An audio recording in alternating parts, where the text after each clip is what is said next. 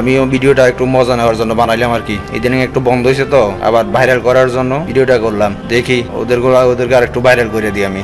মনজারিন আপু, ওরে ভাই, আসলে সেলিব্রিটিরা জানে বাঙালির আবেগ নিয়ে কিভাবে খেলা লাগে, কিভাবে খেলতে হয় সেটা সেলিব্রিটিরা ভালো করে জানে। মনজারিন আপু আসলো, আইমান সাদিক ভাই আসলো, দুইজনে খুব সাদামাটা ভাবে মানে একদম নরমালি মোটামুটি ভালোই প্রশংসা পাইছে। এই প্রশংসার ঠেলাই মসজিদ থেকে বাইরে হইয়া পরের দিন ডিজে গান আর কালো চশমা লাগাইছে। কি একটা অবস্থা ভাই, ডিজে গান চলতেছে আর ওদিকে কালো চশমা চলতেছে। প্রথম দিন আবার মসজিদে বিয়ে করছে। কি অবস্থা, প্যান্ট শার্ট, আমার তো আর প্যান্ট বক্ত নাই, প্যান্ট শার্ট আছে, এই যে ইজি ব্র্যান্ডের শার্ট, এতে আবার অলিপসের গড়িও আছে। গরিব হইতে পারি কিন্তু প্যান্ট শার্ট আছে ভাই, প্যান্ট বক্ত না থাকলেও প্যান্ট শার্ট আছে। তো আসলে ইদানিং ফেসবুকে ঢুইকা হতবাক ভাই, নিউজ তো একটার পর একটা আছে, সাংবাদিকদের কাজ নিউজ করা, সাংবাদিকরা নিউজ করবেই স্বাভাবিক, কিন্তু এই কারণে যে একদম মানে একটা মানুষের পাইলে একেবারে ধুয়া লাগবে, মানে যে অবস্থা দেখতেছি সাংবাদিকরা মনে হয় না হিরো আলম, জায়েদ খান, পরিমণি, বুবলি, কয়েকজন নায়ক নায়িকা এরা না থাকলে মনে হয় না সাংবাদিকদের ব্যবসা জমিত। যাই হোক, সাংবাদিকদের কাজ করে। যেটা নিয়ে কথা বলতে চাইছিলাম,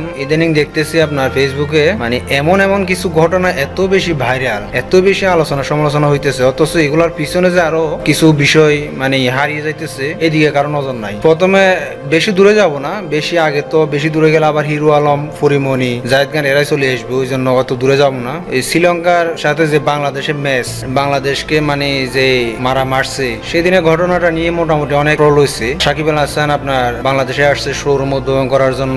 বাংলাদেশে আসার পর সাকিব আল হাসানকে নিয়ে মোটামুটি সেরকম একটা ট্রোল হয়েছে। এরে সবাই শোরুম সাকিব, বিজ্ঞাপন সাকিব, আর কত রকমের ট্রোল হয়েছে মোটামুটি। যাই, কিন্তু অন্যদিকে যে আমাদের মুশফিক আর ওয়াইফ প্রেগনেন্ট ছিল, বাচ্চা ডেলিভারি ডেট ছিল, ওই জন্য উনি আসছেন, কিন্তু ওনাকে নিয়ে কোনো কথা হয় নাই, ওনার জন্য কেউ দোয়া করে নাই। ওই সাকিবকে নিয়েই ছিল সবাই, সাকিব দেশে আসছে, সাকিবের পিছনে সবাই লাগিয়েছিল। অন্যদিকে যে আমাদের মুশফিক মানে বাবা হইব, আবার মানে বাচ্চা ডেলিভারি ডেট, ওনার জন্য কেউ ওরকম দোয়া করতে পারে নাই। তো যাই হোক, একটা ঘটনা ওইটা গেছে। পরে সাকিবকে তো যা তাই ফসাইলো, যেমন হচ্ছে তেমন ধুইলো, যা ইচ্ছে তাই বললো। পরে ওইদিকে আপনার হৃদয়কে প্রজাতিরা যে হৃদয়কে খুন করলো চট্টগ্রাম পাহাড়ি এলাকায়, ওটাও ভাইরাল ছিল। হৃদয়কে নিয়ে ভাইরাল ছিল, কিন্তু এত বেশি না যত বেশি আপনার সাকিবকে নিয়ে ফসাইছে। হৃদয়কে নিয়ে অত বেশি মানুষে মানে সুখ প্রকাশ করতে পারে নাই। একটা ছেলেকে যে এইভাবে কাইটা কুইটা খুন করছে, শরীরের অঙ্গগুলো আলাদা করে ফেলছে, ওরে নিয়ে এত আলোচনা সমালোচনা করতে পারেন। আচ্ছা যাই হোক, তার পরবর্তীতে আপনার আসলে কি ইন্ডিয়ার সাথে বাংলাদেশের, আবার ইন্ডিয়ার সাথে খেলা, পাকিস্তান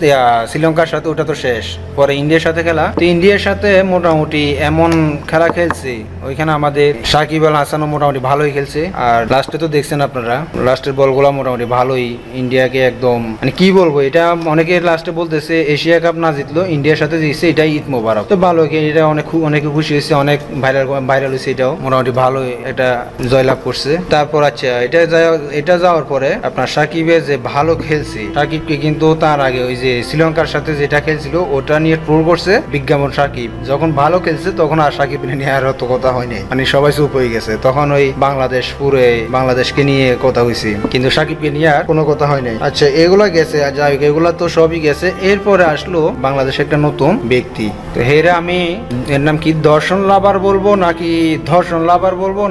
দর্শন রেবেল বলবো, এর নামটা আমার মুখে আসে না। দর্শন রাবাল মনে হয়, আবাল নাকি রাবাল, যাই হোক, আমি দর্শন লাভারই দিলাম, কারণ যেভাবে বাংলাদেশে আইসিয়া মানে দর্শন করিয়া গেছে, হাইরে মানে মেয়েদের রুচি কেমন রে ভাই। বাংলাদেশে তো কিছু হইতেছে, এদিকে আপনার কৃষি মার্কেটে আগুন দইরা পুরে মার্কেট পুরা ছাই হয়ে গেছে, ওদিকে হৃদয়কে হত্যা করছে, এদিকে আপনার মুশফিক বাবা হয়েছে, তারপর আপনার এই শ্রীলঙ্কার কি বলে ইন্ডিয়ার সাথে জয়লাভ করলো, এগুলা নিয়ে কোনো কিছু নাই। ওই দর্শনকে পাওয়ার পরে সব বুঝলা গেছে, মনে হয় দর্শন আইসা পড়া সবাই মনে দর্শন করার অবস্থা হয়ে গেছে, এমন একটা মানে টপিকস আসলো। আচ্ছা, তো দর্শন লাভার তো চলতেছে, এর ভিতরে আসলে কি আমাদের আইমান সাদিক ভাই আর মনজারিন আপু। ওরে ভাই, আসলে সেলিব্রিটিরা জানে বাঙালির আবেগ নিয়ে কিভাবে খেলা লাগে, কিভাবে খেলতে হয় সেটা সেলিব্রিটিরা ভালো করে জানে। মনজারিন আপু আসলো, আইমান সাদিক ভাই আসলো, দুজনে খুব সাদামাটা ভাবে মানে একদম নরমালি সাজুগুজু করিয়া বিয়ে করলো। আইমান সাদিক ভাই মসজিদে গিয়ে বিয়ে করলো, বাহ, অনেক প্রশংসা পাইছিল ভাই, সেই প্রশংসা পাইছে, মোটামুটি ভালোই প্রশংসা পাইছে। এই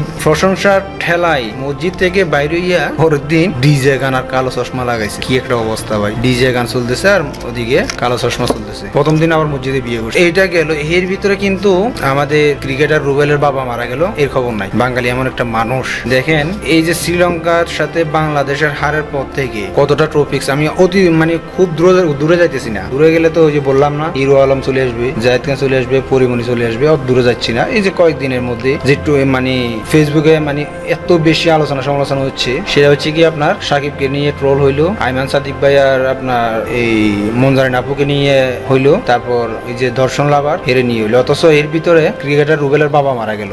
এর জন্য কয়জন দোয়া করছে ভাই? বাংলাদেশের কয়টা মানুষ দোয়া করছে? কিন্তু ঠিক ওই যে আইমান সাদিক ভাই আর মনজারিন আপুর জন্য একদম সবাই মন ভরে দোয়া করছে ভাই। এমন মানুষ দেখছি দোয়া করছে, এত বেশি দোয়া করছে, হেরা নিজেরাই এখনো সিঙ্গেল। ভাই লজ্জা থাকা উচিত, নিজেরাই এখনো সিঙ্গেল দোয়া করতেছে আইমান সাদিক ভাই আর মনজারিন আপুর জন্য।